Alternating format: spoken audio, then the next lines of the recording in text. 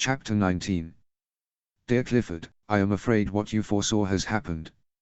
I am really in love with another man, and do hope you will divorce me.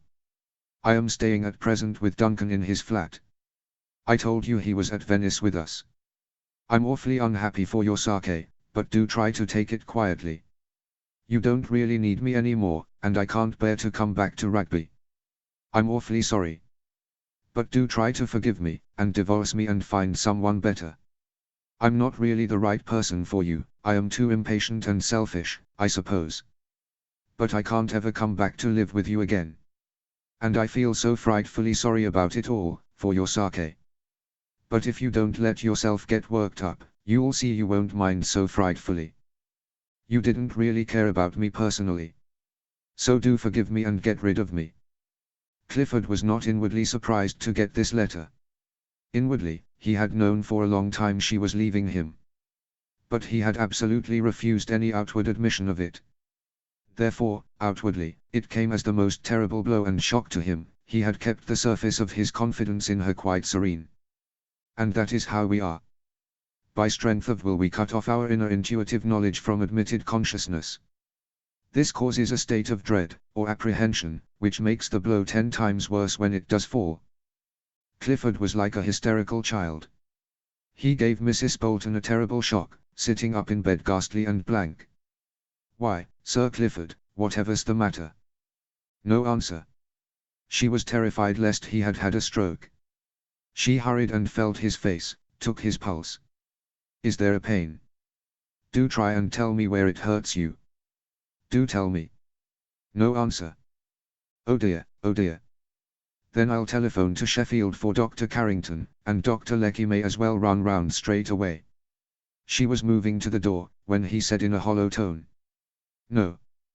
She stopped and gazed at him. His face was yellow, blank, and like the face of an idiot. "Do you mean you'd rather I didn't fetch the doctor?" "Yes." "I don't want him," came the sepulchral voice. "Oh, but Sir Clifford, you're ill, and I daren't take the responsibility. I must send for the doctor, or I shall be blamed." A pause, then the hollow voice said, "I'm not ill. My wife isn't coming back." It was as if an image spoke. "Not coming back? You mean her ladyship?" Mrs. Bolton moved a little nearer to the bed. "Oh, don't you believe it? You can trust her ladyship to come back." The image in the bed did not change, but it pushed a letter over the counterpane. "Read it," said the sepulchral voice. "Why, if it's a letter from her ladyship, I'm sure her ladyship wouldn't want me to read her letter to you, Sir Clifford. You can tell me what she says, if you wish." "Read it," repeated the voice. "Why, if I must, I do it to obey you, Sir Clifford," she said. And she read the letter. "Well, I am surprised at her ladyship," she said.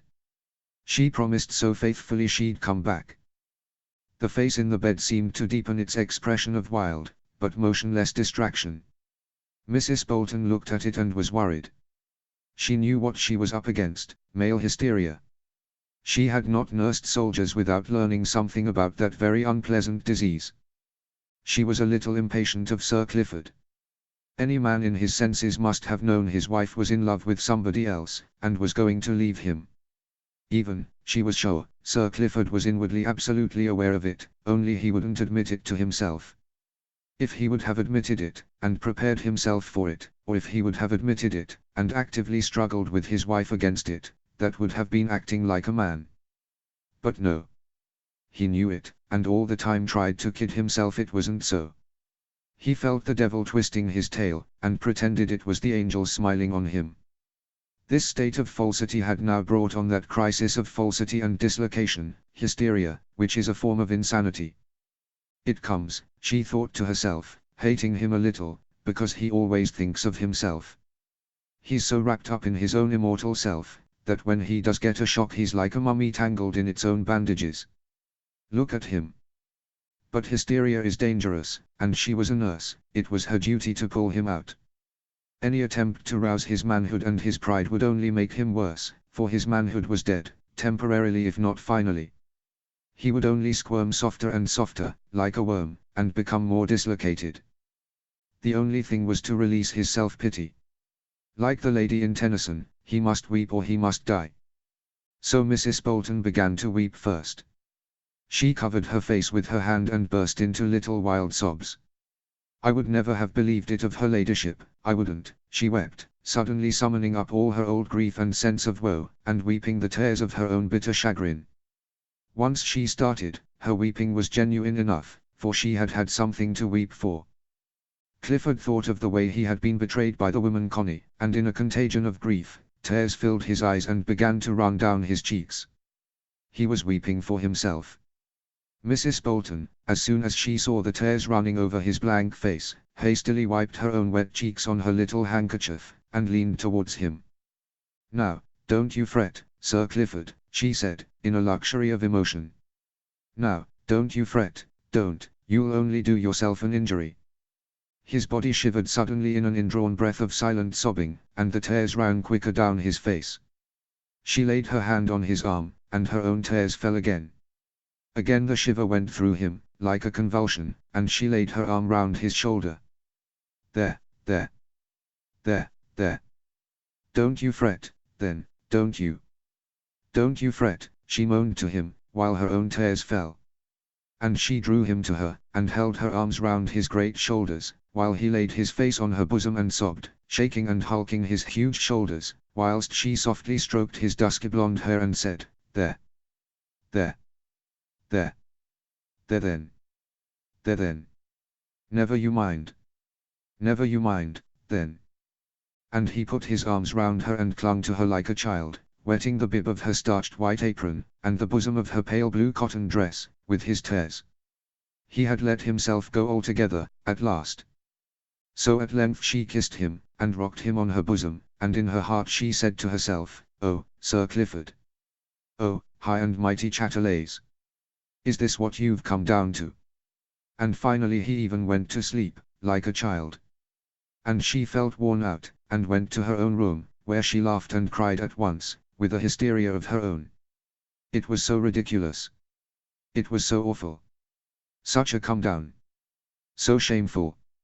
And it was so upsetting as well. After this, Clifford became like a child with Mrs. Bolton.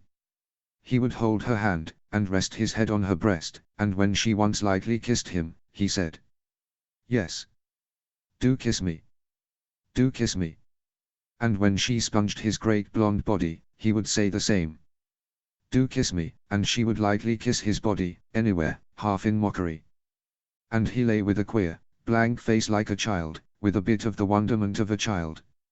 And he would gaze on her with wide, childish eyes, in a relaxation of Madonna worship.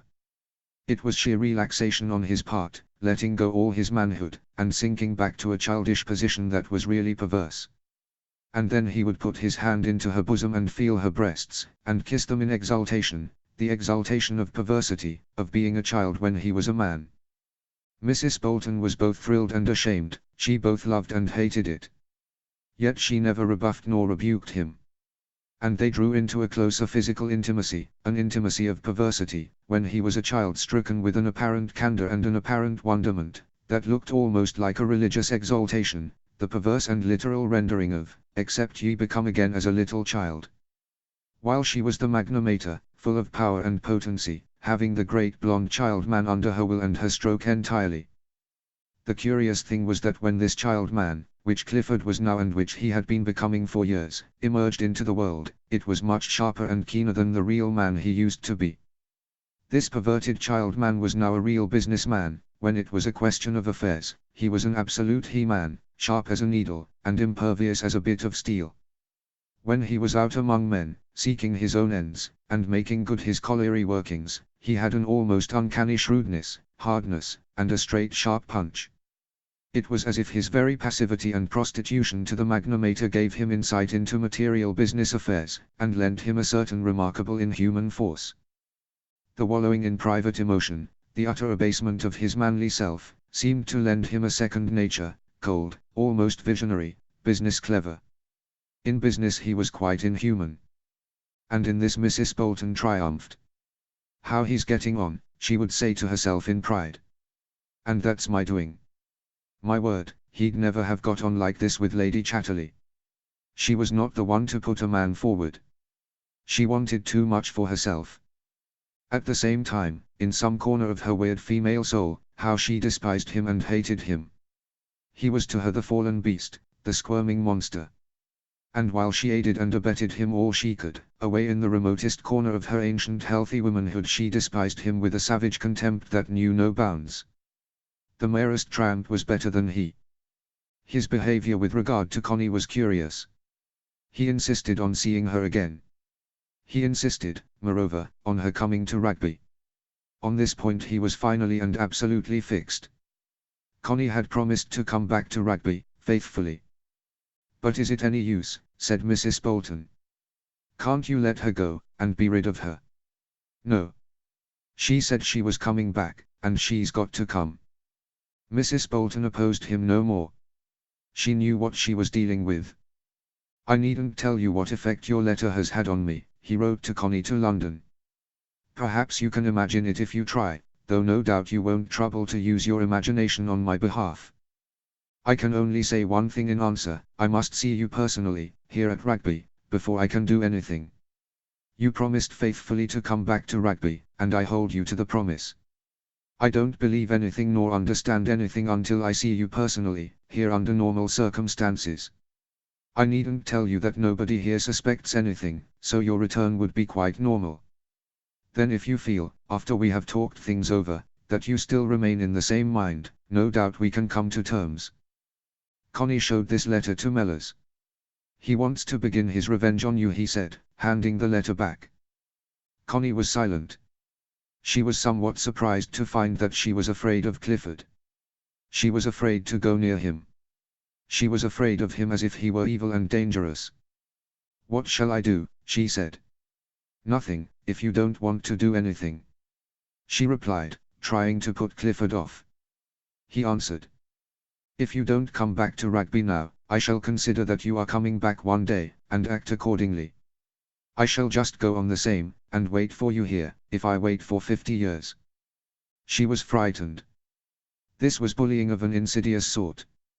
She had no doubt he meant what he said. He would not divorce her, and the child would be his, unless she could find some means of establishing its illegitimacy. After a time of worry and harassment, she decided to go to Rugby. Hilda would go with her. She wrote this to Clifford. He replied, "I shall not welcome your sister, but I shall not deny her the door. I have no doubt she has connived at your desertion of your duties and responsibilities, so do not expect me to show pleasure in seeing her." They went to Rugby. Clifford was away when they arrived. Mrs. Bolton received them. "Oh, your ladyship, it isn't the happy homecoming we hoped for, is it?" she said. "Isn't it?" said Connie. So this woman knew. How much did the rest of the servants know or suspect? She entered the house, which now she hated with every fiber in her body. The great, rambling mass of a place seemed evil to her, just a menace over her. She was no longer its mistress, she was its victim. "I can't stay long here," she whispered to Hilda, terrified. And she suffered going into her own bedroom, re-entering into possession as if nothing had happened. She hated every minute inside the Rugby walls. They did not meet Clifford till they went down to dinner. He was dressed, and with a black tie, rather reserved, and very much the superior gentleman. He behaved perfectly politely during the meal and kept a polite sort of conversation going, but it seemed all touched with insanity. "How much do the servants know?" asked Connie, when the woman was out of the room. "Of your intentions?" "Nothing whatsoever. Mrs. Bolton knows." He changed color. "Mrs. Bolton is not exactly one of the servants," he said. "Oh, I don't mind." There was tension till after coffee, when Hilda said she would go up to her room. Clifford and Connie sat in silence when she had gone. Neither would begin to speak. Connie was so glad that he wasn't taking the pathetic line, she kept him up to as much haughtiness as possible. She just sat silent and looked down at her hands. "I suppose you don't at all mind having gone back on your word," he said at last. "I can't help it," she murmured. "But if you can't, who can?" "I suppose nobody." He looked at her with curious cold rage. He was used to her. She was as it were embedded in his will. How dared she now go back on him, and destroy the fabric of his daily existence. How dared she try to cause this derangement of his personality? And for what do you want to go back on everything, he insisted. Love, she said. It was best to be hackneyed. Love of Duncan Forbes. But you didn't think that worth having, when you met me. Do you mean to say you now love him better than anything else in life? One changes, she said. Possibly. Possibly you may have whims. But you still have to convince me of the importance of the change. I merely don't believe in your love of Duncan Forbes. But why should you believe in it? You have only to divorce me, not to believe in my feelings. And why should I divorce you? Because I don't want to live here anymore. And you really don't want me. Pardon me. I don't change. For my part, since you are my wife, I should prefer that you should stay under my roof in dignity and quiet. Leaving aside personal feelings, and I assure you, on my part it is leaving aside a great deal, it is bitter as death to me to have this order of life broken up, here in Rugby, and the decent round of daily life smashed, just for some whim of yours. After a time of silence she said. I can't help it. I've got to go. I expect I shall have a child. He too was silent for a time. And is it for the child's sake you must go, he asked at length. She nodded. And why? Is Duncan Forbes so keen on his spawn? Surely keener than you would be, she said. But really, I want my wife, and I see no reason for letting her go. If she likes to bear a child under my roof, she is welcome, and the child is welcome, provided that the decency and order of life is preserved. Do you mean to tell me that Duncan Forbes has a greater hold over you? I don't believe it. There was a pause. But don't you see, said Connie. I must go away from you, and I must live with the man I love. No, I don't see it. I don't give tuppence for your love, nor for the man you love. I don't believe in that sort of cant. But you see, I do. Do you? My dear madam, you are too intelligent, I assure you, to believe in your own love for Duncan Forbes. Believe me, even now you really care more for me. So why should I give in to such nonsense? She felt he was right there. And she felt she could keep silent no longer. Because it isn't Duncan that I do love, she said, looking up at him. We only said it was Duncan, to spare your feelings. To spare my feelings. Yes.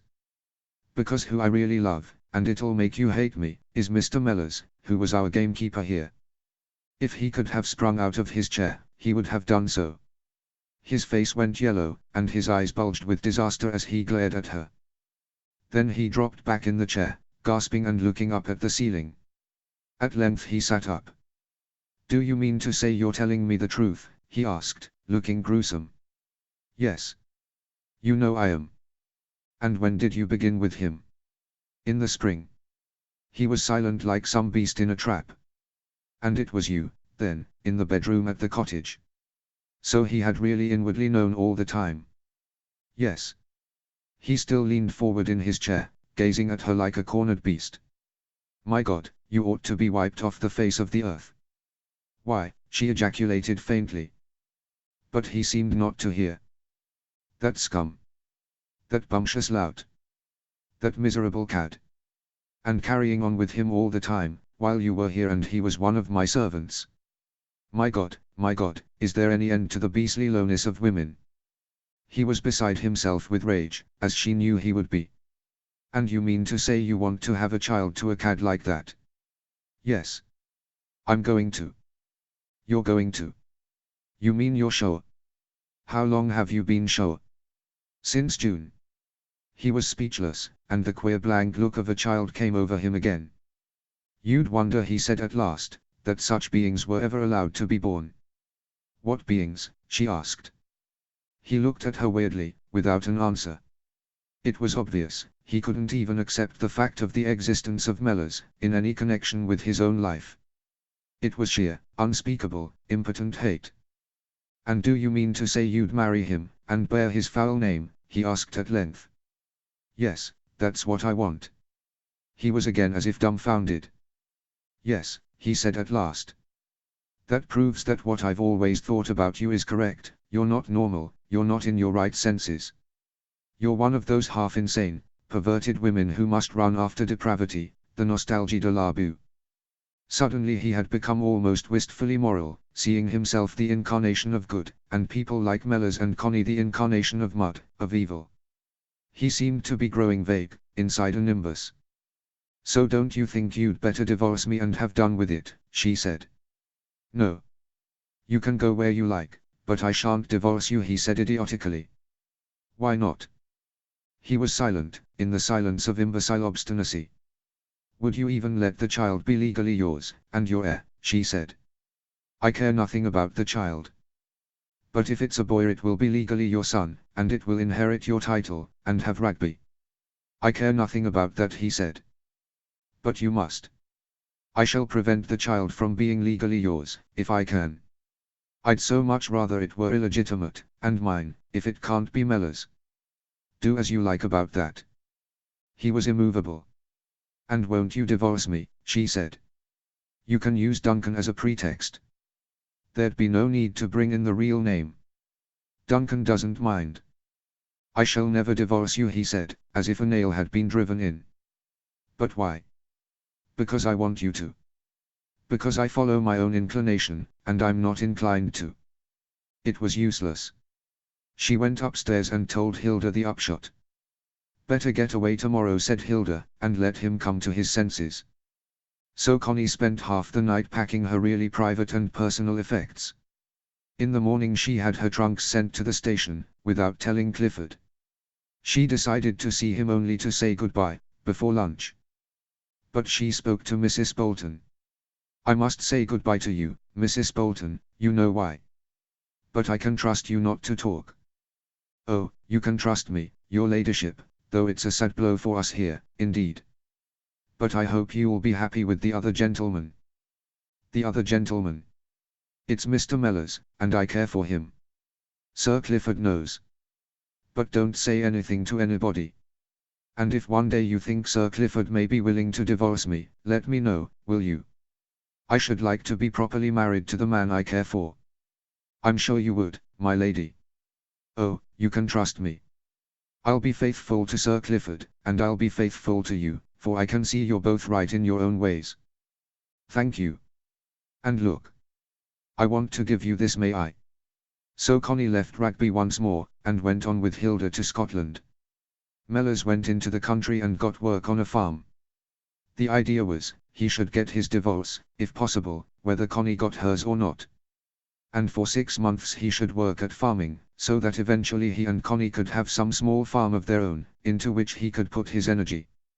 For he would have to have some work, even hard work, to do, and he would have to make his own living, even if her capital started him. So they would have to wait till spring was in, till the baby was born, till the early summer came round again. The Grange Farm. Old Hena. The 29th of September.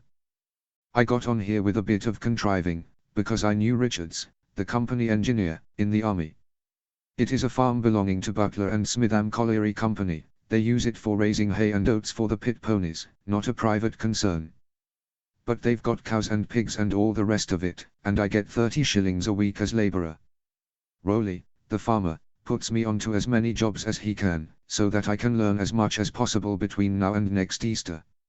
I've not heard a thing about Bertha. I've no idea why she didn't show up at the divorce, nor where she is nor what she's up to. But if I keep quiet till March I suppose I shall be free. And don't you bother about Sir Clifford. He'll want to get rid of you one of these days. If he leaves you alone, it's a lot. I've got lodging in a bit of an old cottage in Engine Row, very decent.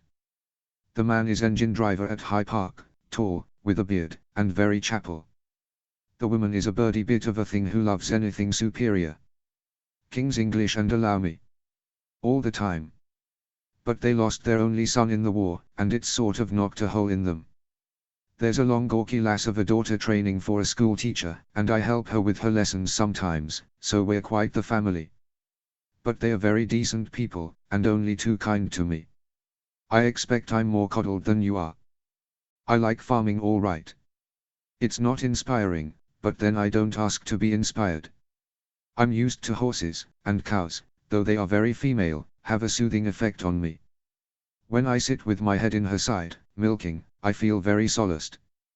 They have 6 rather fine Herefords. Oat harvest is just over and I enjoyed it, in spite of sore hands and a lot of rain.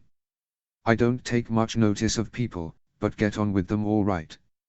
Most things one just ignores. The pits are working badly. This is a colliery district like Tivishal. Only prettier. I sometimes sit in the Wellington and talk to the men. They grumble a lot, but they're not going to alter anything. As everybody says, the Notts Derby miners have got their hearts in the right place. But the rest of their anatomy must be in the wrong place, in a world that has no use for them. I like them, but they don't cheer me much, not enough of the old fighting cock in them. They talk a lot about nationalization of royalties, nationalization of the whole industry. But you can't nationalize coal and leave all the other industries as they are. They talk about putting coal to new uses, like Sir Clifford is trying to do. It may work here and there, but not as a general thing, I doubt. Whatever you make, you've got to sell it. The men are very apathetic. They feel the whole damned thing is doomed, and I believe it is. And they are doomed along with it. Some of the young ones spout about a Soviet, but there's not much conviction in them.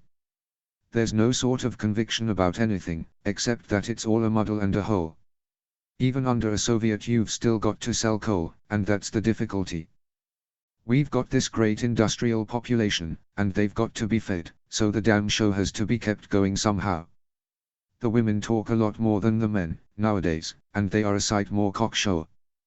The men are limp, they feel a doom somewhere, and they go about as if there was nothing to be done. Anyhow, nobody knows what should be done in spite of all the talk. The young ones get mad because they've no money to spend. Their whole life depends on spending money, and now they've got none to spend. That's our civilization and our education, bring up the masses to depend entirely on spending money, and then the money gives out. The pits are working 2 days, 2.5 days a week, and there's no sign of betterment even for the winter. It means a man bringing up a family on 25 and 30 shillings. The women are the maddest of all. But then they're the maddest for spending, nowadays. If you could only tell them that living and spending isn't the same thing. But it's no good. If only they were educated to live instead of earn and spend, they could manage very happily on 25 shillings. If the men wore scarlet trousers as I said, they wouldn't think so much of money. If they could dance and hop and skip, and sing and swagger and be handsome, they could do with very little cash. And amuse the women themselves, and be amused by the women. They ought to learn to be naked and handsome, and to sing in a mass and dance the old group dances, and carve the stools they sit on, and embroider their own emblems. Then they wouldn't need money. And that's the only way to solve the industrial problem, train the people to be able to live and live in handsomeness, without needing to spend. But you can't do it. They're all one-track minds nowadays. Whereas the mass of people oughtn't even to try to think, because they can't. They should be alive and frisky, and acknowledge the great God Pan. He's the only God for the masses, forever. The few can go in for higher cults if they like. But let the mass be forever pagan. But the colliers aren't pagan, far from it. They're a sad lot, a deadened lot of men, dead to their women, dead to life. The young ones scoot about on motorbikes with girls, and jazz when they get a chance, but they are very dead. And it needs money. Money poisons you when you've got it, and starves you when you haven't. I'm sure you're sick of all this. But I don't want to harp on myself, and I've nothing happening to me. I don't like to think too much about you, in my head, that only makes a mess of us both. But, of course, what I live for now is for you and me to live together. I'm frightened, really. I feel the devil in the air, and he'll try to get us. Or not the devil, Mammon, which I think, after all, is only the mass will of people, wanting money and hating life. Anyhow, I feel great grasping white hands in the air, wanting to get hold of the throat of anybody who tries to live beyond money, and squeeze the life out. There's a bad time coming. There's a bad time coming, boys, there's a bad time coming. If things go on as they are, there's nothing lies in the future but death and destruction, for these industrial masses. I feel my inside turn to water sometimes, and there you are, going to have a child by me. But never mind. All the bad times that ever have been, haven't been able to blow the crocus out, not even the love of women. So they won't be able to blow out my wanting you, nor the little glow there is between you and me. We'll be together next year. And though I'm frightened, I believe in your being with me. A man has to fend and fettle for the best, and then trust in something beyond himself. You can't insure against the future, except by really believing in the best bit of you, and in the power beyond it. So I believe in the little flame between us. For me now, it's the only thing in the world. I've got no friends, not inward friends. Only you. And now the little flame is all I care about in my life. There's the baby, but that is a side issue. It's my Pentecost, the forked flame between me and you. The old Pentecost isn't quite right. Me and God is a bit uppish, somehow. But the little forked flame between me and you, there you are. That's what I abide by, and will abide by, Cliffords and Berthas, colliery companies and governments and the monomass of people all notwithstanding. That's why I don't like to start thinking about you actually. It only tortures me, and does you no good. I don't want you to be away from me. But if I start fretting it wastes something. Patience, always patience. This is my 40th winter. And I can't help all the winters that have been. But this winter I'll stick to my little Pentecost flame, and have some peace. And I won't let the breath of people blow it out. I believe in a higher mystery, that doesn't let even the crocus be blown out. And if you're in Scotland and I'm in the Midlands, and I can't put my arms round you, and wrap my legs round you, yet I've got something of you. My soul softly flaps in the little Pentecost flame with you, like the piece of fucking. We fucked a flame into being. Even the flowers are fucked into being between the sun and the earth. But it's a delicate thing, and takes patience and the long pause. So I love chastity now, because it is the peace that comes of fucking. I love being chaste now. I love it as snowdrops love the snow. I love this chastity, which is the pause of peace of our fucking, between us now like a snowdrop of forked white fire. And when the real spring comes, when the drawing together comes, then we can fuck the little flame brilliant and yellow, brilliant. But not now, not yet. Now is the time to be chaste, it is so good to be chaste, like a river of cool water in my soul. I love the chastity now that it flows between us. It is like fresh water and rain. How can men want wearisomely to philander? What a misery to be like Don Juan, and impotent ever to fuck oneself into peace, and the little flame alight, impotent and unable to be chaste in the cool between whiles, as by a river. Well, so many words, because I can't touch you. If I could sleep with my arms round you, the ink could stay in the bottle. We could be chaste together just as we can fuck together. But we have to be separate for a while, and I suppose it is really the wiser way. If only one were sure. Never mind, we won't get worked up. We really trust in the little flame, and in the unnamed God that shields it from being blown out. There's so much of you here with me, really, that it's a pity you aren't all here. Never mind about Sir Clifford. If you don't hear anything from him, never mind. He can't really do anything to you. Wait, he will want to get rid of you at last, to cast you out. And if he doesn't, we'll manage to keep clear of him. But he will. In the end he will want to spew you out as the abominable thing. Now I can't even leave off writing to you. But a great deal of us is together, and we can but abide by it, and steer our courses to meet soon. John Thomas says good night to Lady Jane, a little droopingly, but with a hopeful heart.